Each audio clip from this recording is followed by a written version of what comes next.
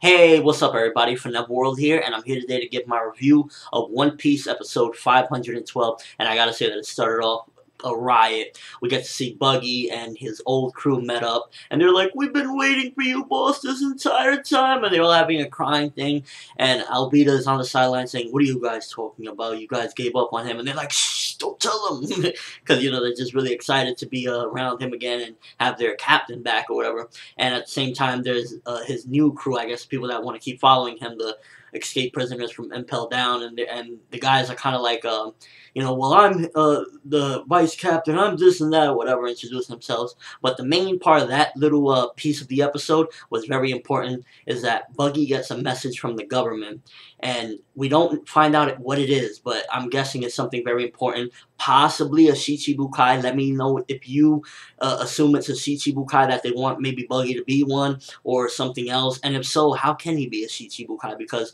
we know that Buggy isn't the strongest, and even though he hyped it up that he's this massive thing, he was on the TVs, Whitebeard acknowledged him and everything. I'm sure the government is like 2 steps ahead and they know he's a weakling. So what do you think is in that letter that Buggy gets from the government? Okay, then there's other stuff in the episode. There's we see Crocodile. He's like, "Oh, I'm headed to the New World," and I believe he's with Mr. One, I think, or Mr. Number One. I forget how he's called. And they're both heading basically for the New World, so we can expect them there. And the main part of the episode is we get to see the Straw Hats, and they finally get the new newspaper, the update on like what happened with Luffy or whatever after he went to Marineford. He went back to Marineford, and they're looking at it, and they all more or less get the same message. They're like, "Oh, okay, Luffy, I know what you want me to do. I know what you want us to do. All right, I understand."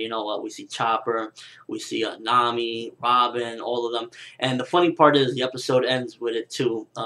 Zoro sees it, and it's really awesome that it plays up on realistic stuff, because Zoro said like is there trying to think so hard exactly what it is, because he understands that there's something involved in there. There's like some particular message that Luffy wanted to get through to them, but because he's like, Luffy doesn't do things like this. This must be Rayleigh's idea, but what is it that he wants, exactly for us to do?